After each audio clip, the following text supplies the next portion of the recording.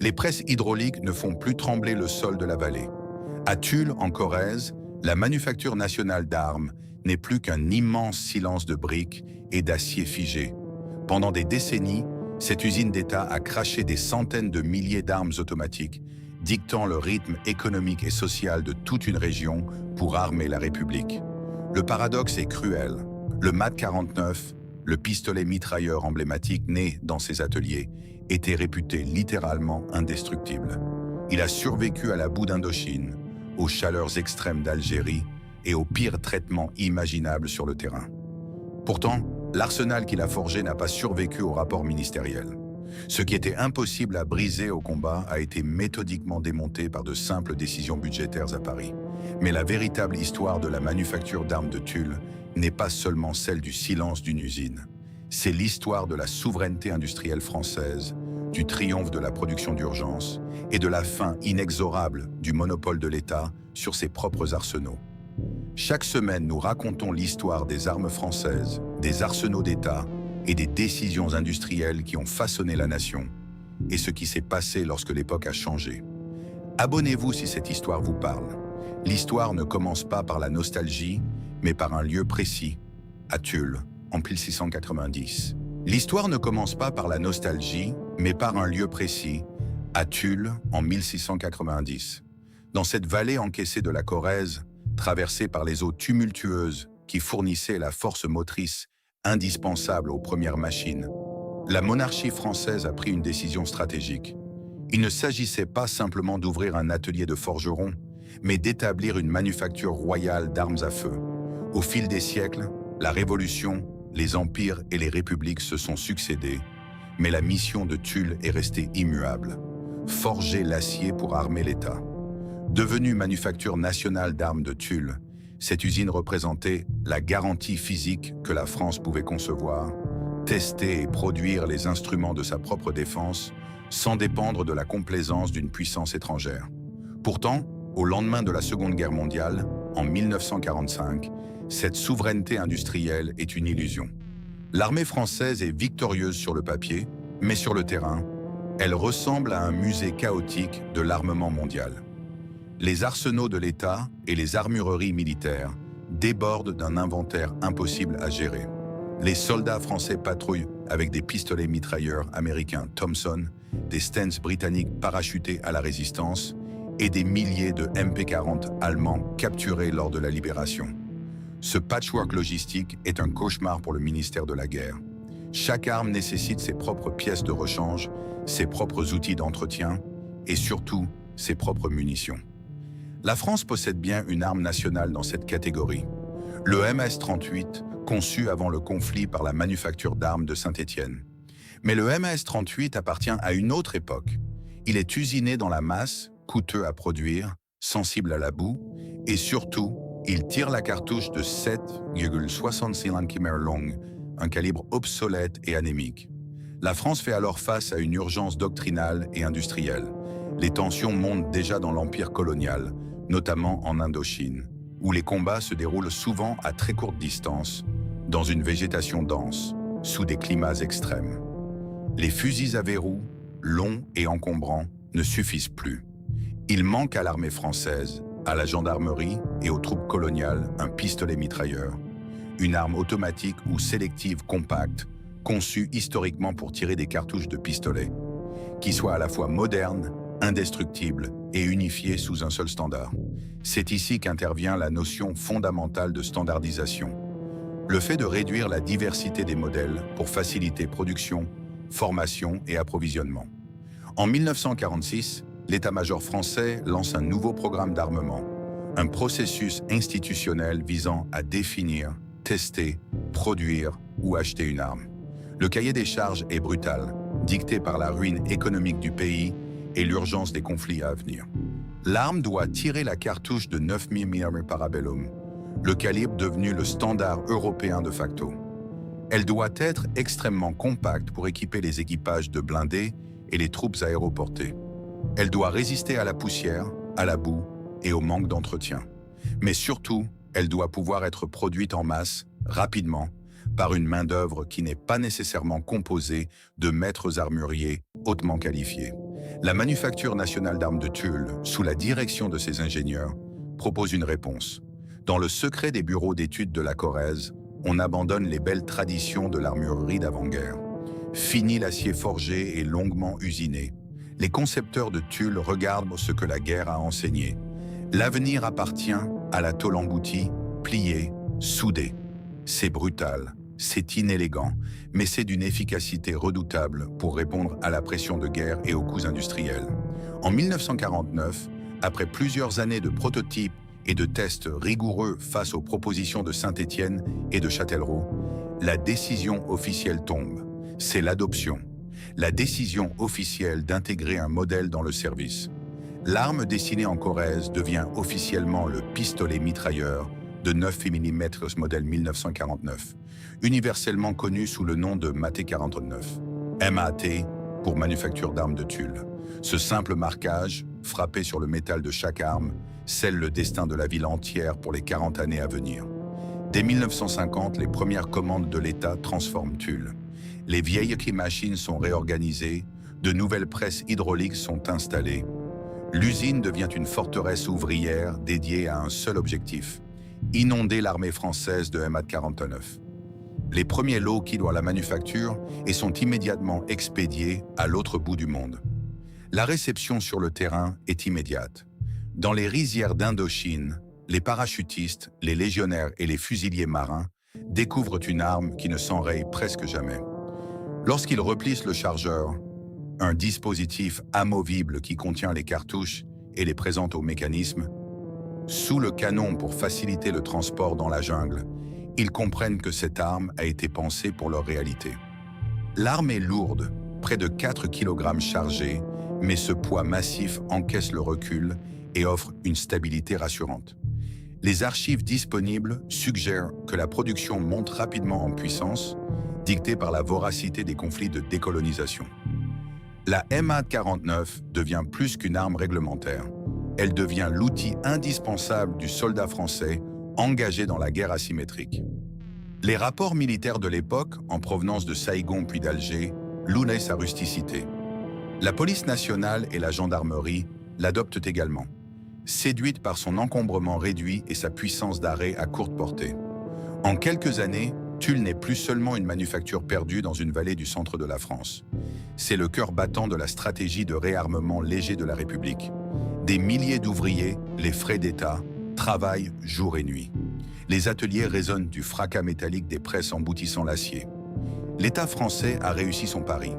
Concevoir, produire et déployer une arme nationale parfaitement adaptée à la guerre moderne. Mais ce faisant, il a lié la survie d'une ville entière, de ses ouvriers et de son tissu économique, au destin d'un seul pistolet mitrailleur, s'exposant tragiquement aux futures réformes de l'armement. La percée de la Manufacture nationale d'armes de Tulle ne réside pas dans l'invention d'une technologie inédite, mais dans la maîtrise brutale et pragmatique d'une méthode industrielle dictée par l'urgence, la tôle emboutie. Avant 1945, l'armurerie d'État française, en particulier dans des lieux historiques comme la Manufacture d'armes de Saint-Étienne ou celle de Châtellerault, s'appuyait massivement sur l'usinage classique. On partait d'un bloc d'acier massif que des ouvriers hautement qualifiés taillaient, fraisaient et polissaient pendant de longues heures pour obtenir une pièce mécanique complexe. Les fusils réglementaires de l'ancienne époque, avec leurs montures en bois de noyer et leur acier bronzé, représentaient une méthode noble, mais lente, coûteuse et totalement inadaptée à une guerre d'usure ou à la ruine budgétaire d'une nation en reconstruction.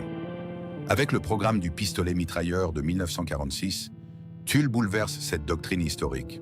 L'arme est conçue dès son premier dessin pour être découpée dans de la feuille d'acier épaisse, puis pliée, façonnée et soudée sous la pression écrasante des presses hydrauliques.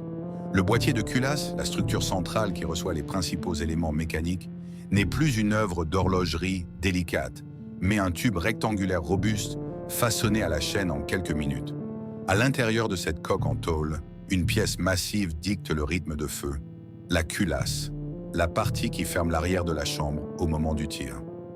Dans le cas précis du MAT-49, cette culasse est un lourd bloc d'acier de plus de 600 grammes, fonctionnant selon le principe très ancien et éprouvé de la culasse non calée.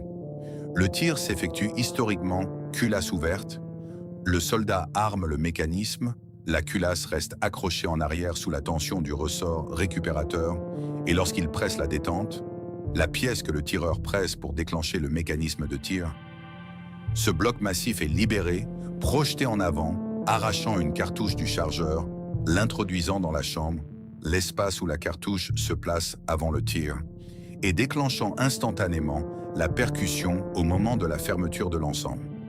Ce choix technique drastique n'est pas un hasard d'ingénierie.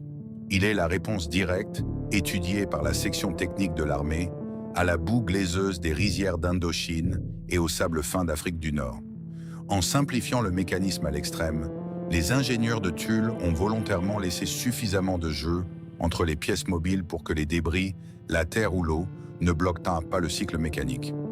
Le canon, le tube par lequel le projectile se déplace avant de sortir de l'arme, est exposé à l'air libre pour être facilement refroidi, tandis que le logement du chargeur peut pivoter à 90 degrés vers l'avant. Cette innovation ergonomique spécifique permet de replier le magasin d'alimentation sous le canon.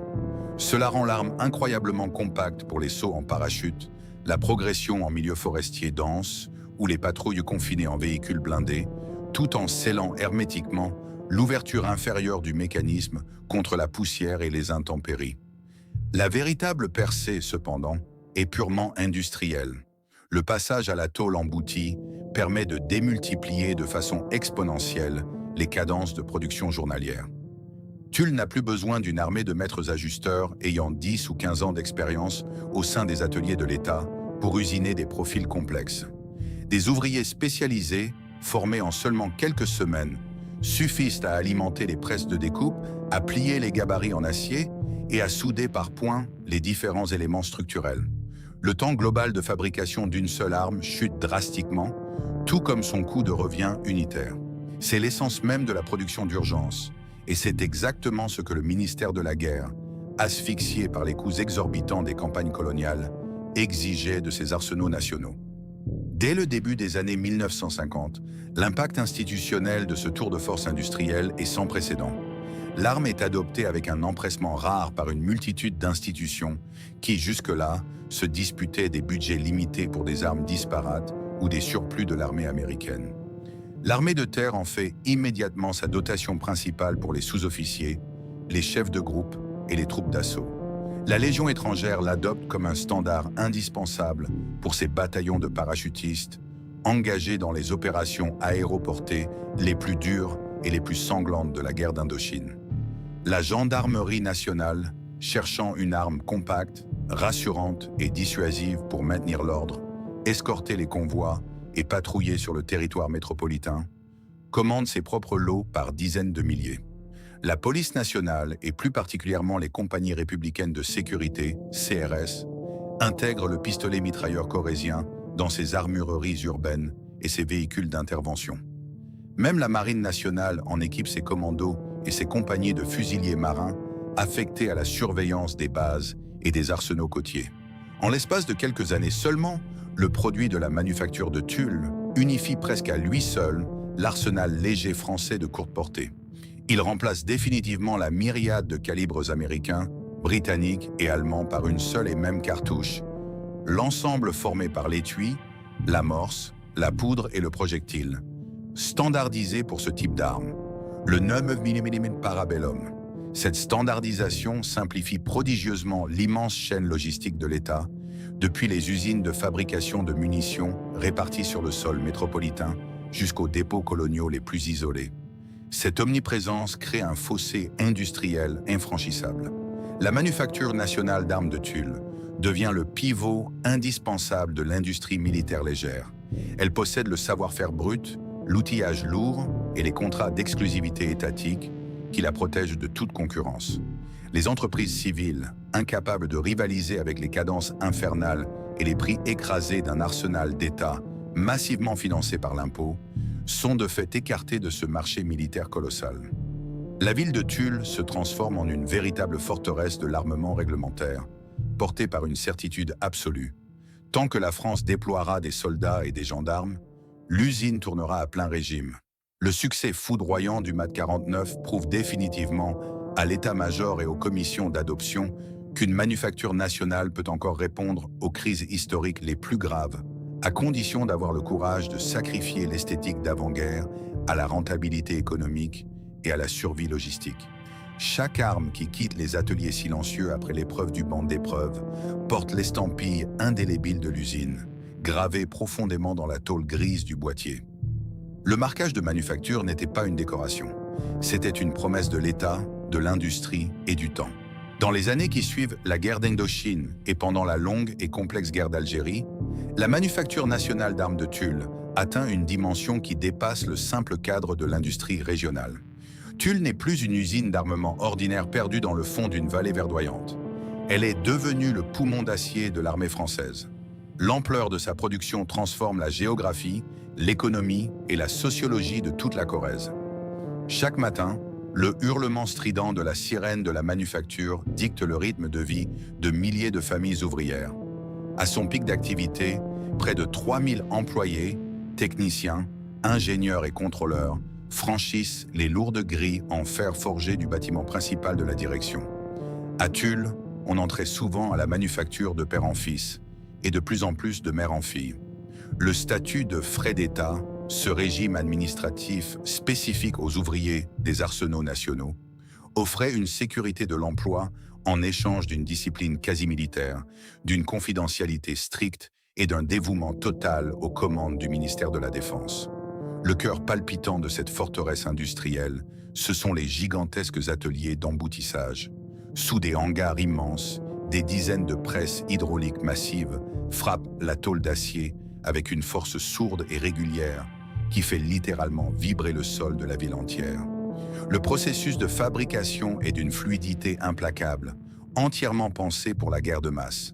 Les feuilles d'acier arrivent brutes par convoi ferroviaire, sont découpées, pliées autour de gabarits usinés, soudées par points, puis parkérisées.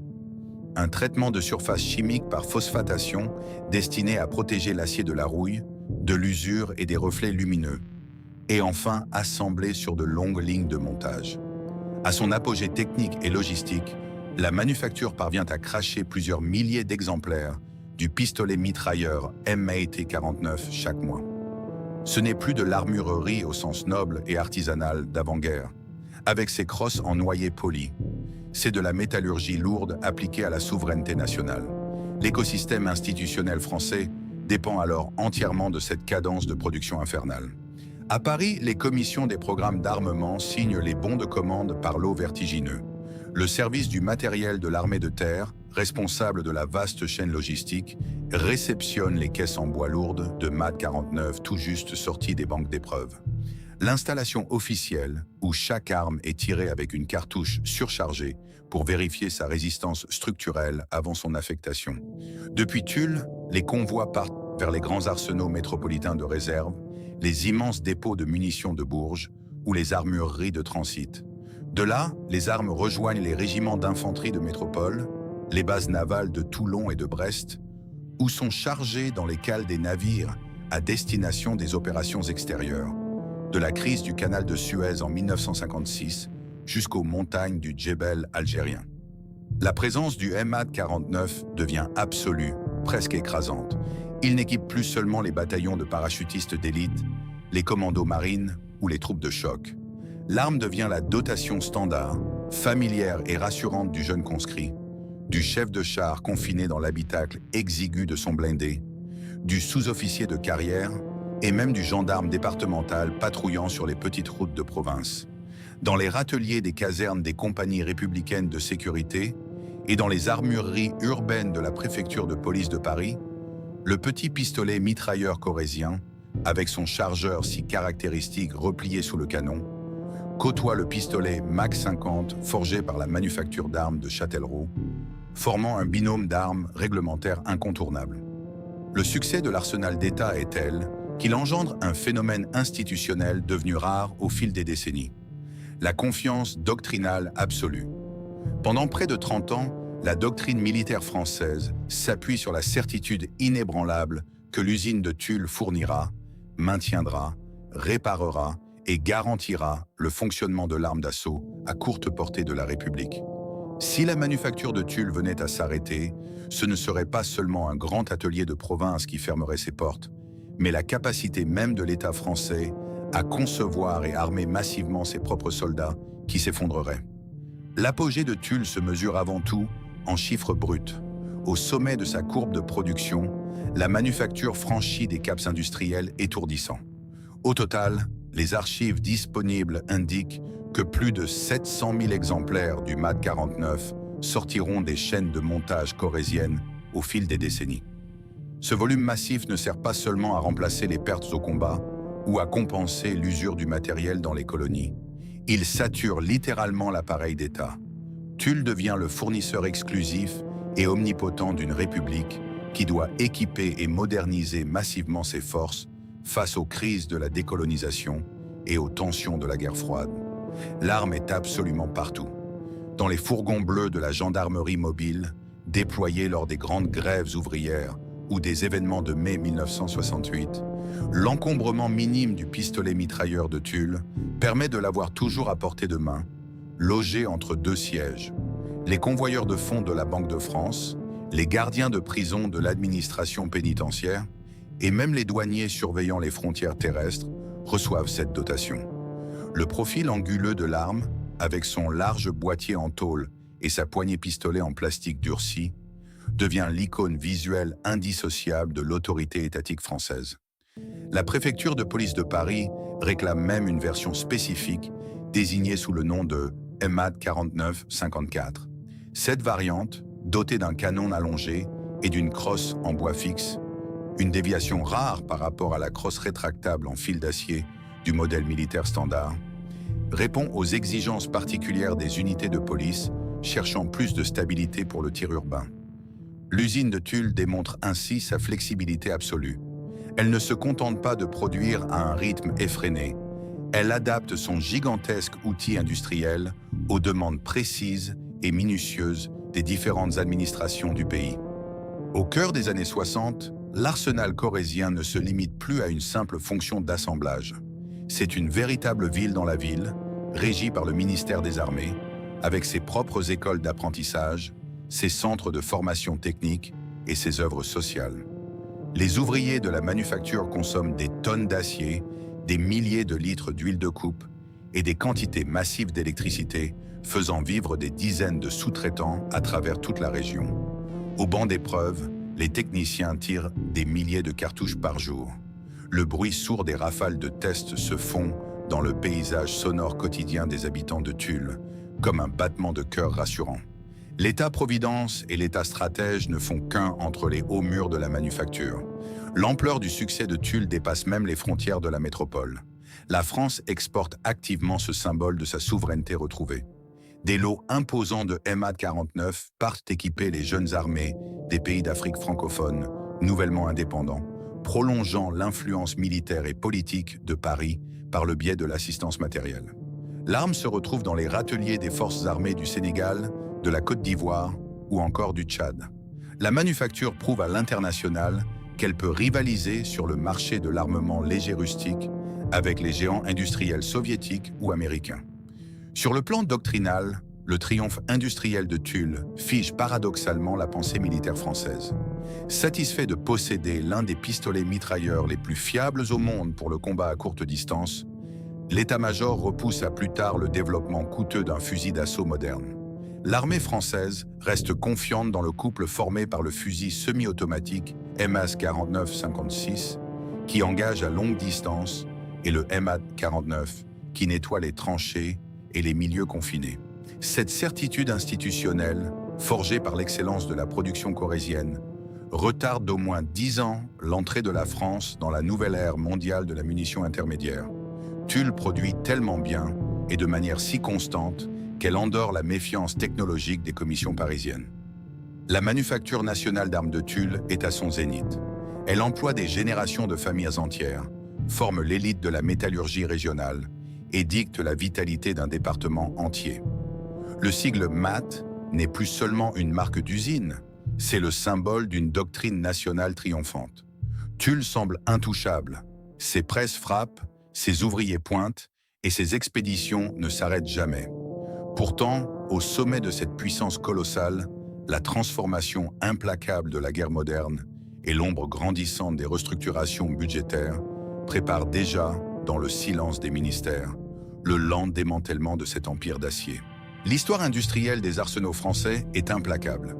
La chute de la manufacture nationale d'armes de Tulle ne s'amorce pas sur un champ de bataille, par une défaite militaire, ni par un défaut de conception de son arme fétiche.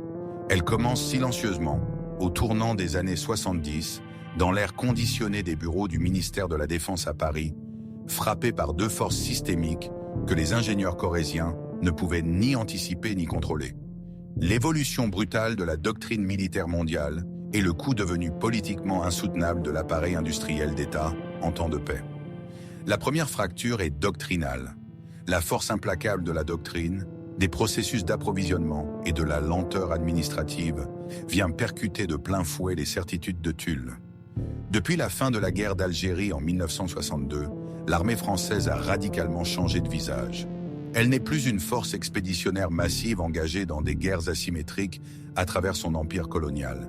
Elle s'est recentrée sur le continent européen, se préparant à l'éventualité d'un affrontement conventionnel de haute intensité contre le pacte de Varsovie, dans le cadre figé de la guerre froide.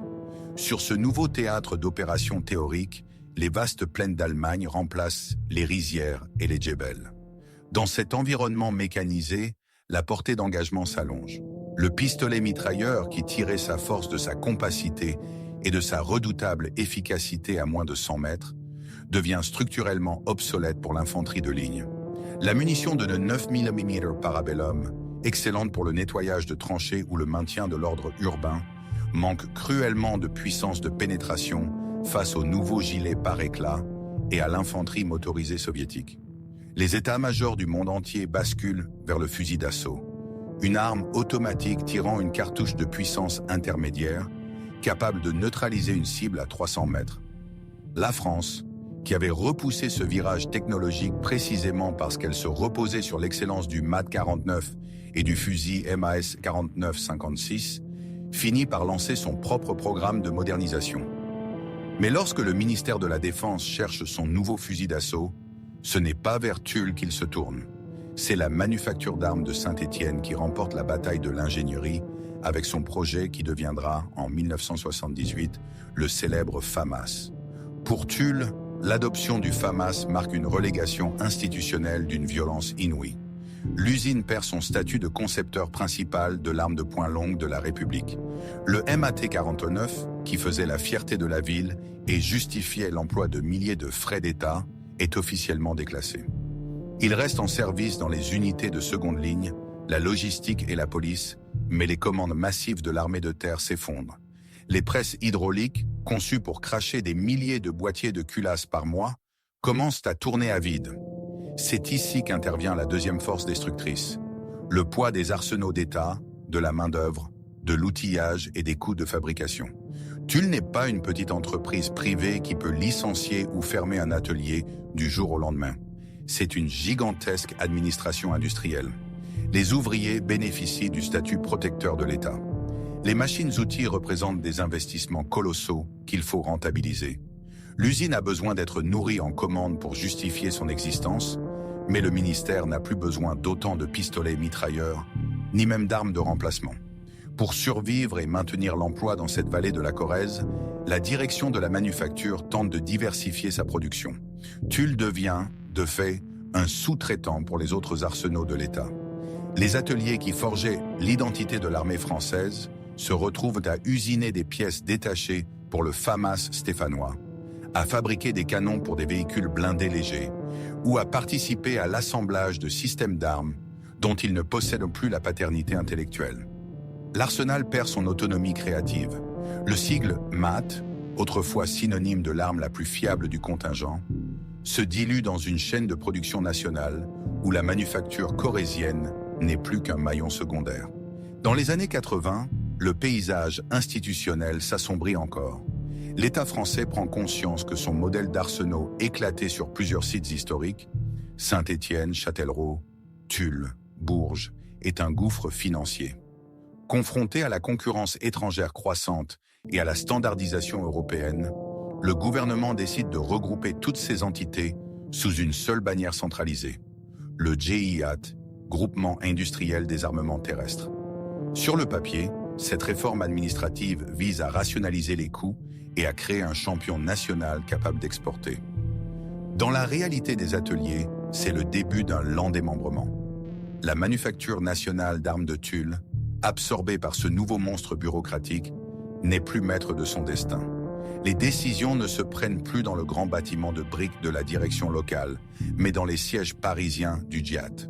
Et la logique de ce nouveau groupe n'est plus d'armer la République à tout prix, mais d'équilibrer un bilan comptable. Les embauches de jeunes apprentis sont gelées. Les départs à la retraite ne sont plus remplacés. L'âge d'or industriel de la vallée s'éloigne inexorablement, remplacé par l'angoisse silencieuse des restructurations à venir. La mutation de l'arsenal s'accélère brutalement au tournant des années 90. L'effondrement du bloc soviétique et la fin de la guerre froide bouleversent l'échiquier géopolitique mondial. Du jour au lendemain, la menace d'un conflit majeur disparaît, entraînant avec elle une chute vertigineuse des budgets de défense à travers toute l'Europe occidentale. La France encaisse ce dividende de la paix, qui se traduit concrètement par une réduction drastique des effectifs de son armée de terre, la fin imminente de la conscription obligatoire et une suspension presque immédiate des grands programmes d'équipement en armes légères. Pour le GIAT, transformé en 1990 en GIAT Industry, une entreprise publique soumise pour la première fois aux règles strictes de la rentabilité commerciale, l'heure n'est plus du tout à la préservation du tissu ouvrier ou au romantisme de la souveraineté à tout prix. Le changement de statut juridique modifie fondamentalement la relation entre l'État et ses propres ateliers d'armement. Auparavant, une manufacture d'État fonctionnait pour garantir une capacité de production indépendante, même si cela coûtait cher aux contribuables. Désormais, chaque site industriel doit prouver sa rentabilité face à la concurrence internationale redoutable et à la standardisation des achats imposés par les normes de l'OTAN. Les directeurs parisiens du groupe scrutent les bilans comptables de chaque site régional avec la froideur clinique de liquidateurs. Tulle, avec ses immenses infrastructures historiques de briques et d'acier, et surtout avec sa masse salariale, jalousement protégée par le statut de l'État, apparaît rapidement comme une anomalie économique intenable. L'usine est géographiquement isolée, ses coûts fixes sont exorbitants, et surtout, elle ne conçoit plus rien de nouveau. Depuis la relégation du MAT 49, elle n'est plus qu'une coquille vide de propriété intellectuelle, reléguée à des tâches ingrates de maintenance ou de sous-traitance mineure. Les restructurations successives frappent alors la vallée de la Corrèze avec la brutalité d'une fatalité inexorable. Les immenses ateliers d'usinage, autrefois étourdissants du bruit des outils de coupe, des chariots élévateurs et des machines-outils tournant aux 3 suies, sont progressivement désertés. Les chaînes d'emboutissage colossales qui avaient recraché des montagnes de pièces vitales pour l'empire colonial sont mises sous bâche plastique pour éviter que la rouille ne les dévore. L'État tente d'amortir le terrible choc social par de vastes plans de pré-retraite et des mesures d'accompagnement, repoussant le drame politique immédiat, mais scellant la mort de l'écosystème. Les jeunes de la région ne rentrent plus à la manufacture. La transmission du savoir-faire armurier, qui s'opérait de génération en génération depuis l'époque monarchique de 1690, est définitivement et irrémédiablement tranchée. Au milieu des années 90, le démantèlement physique et méthodique des installations historiques commence. Ce ne sont pas des bombardements ennemis qui détruisent la capacité de production française, mais des audits financiers. Les presses hydrauliques géantes, capables de plier l'acier le plus dur, sont déboulonnées, vendues aux enchères, à des sous-traitants de l'industrie civile ou tristement envoyés à la ferraille.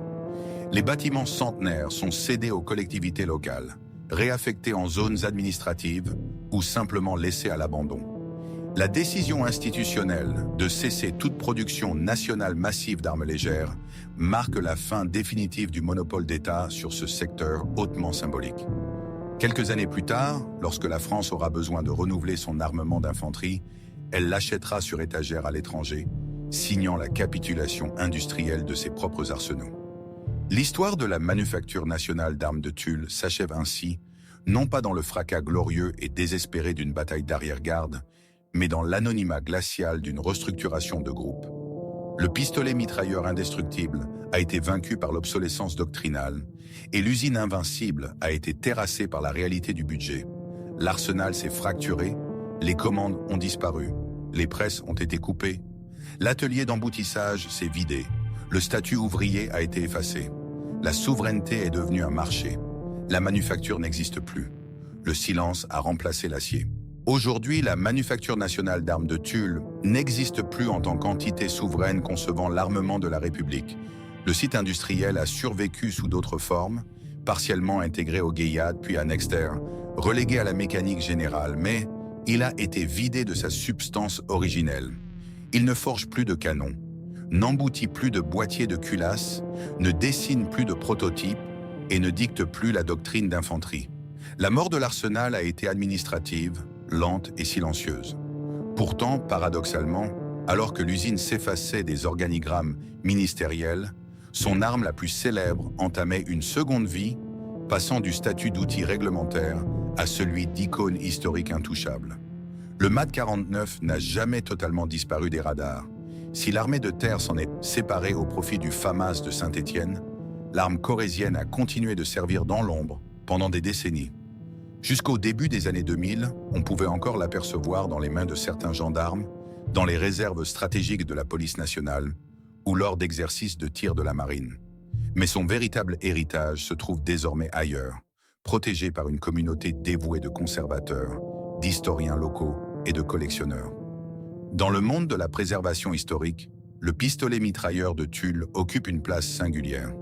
Les collectionneurs d'armes réglementaires françaises recherchent activement ces modèles, devenus rares sur le marché civil et souvent neutralisés, c'est-à-dire modifiés de manière irréversible selon des normes strictes de l'État pour empêcher définitivement tout tir réel, afin de les préserver dans des vitrines privées. Pour eux, le MAD n'est pas seulement un morceau de tôle grise, c'est le témoignage physique d'une époque révolue.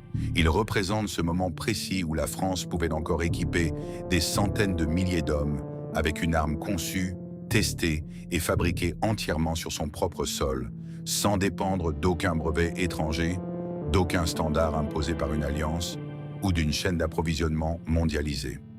L'importance historique du MAD 49 réside dans ce qu'il a enseigné à l'industrie française.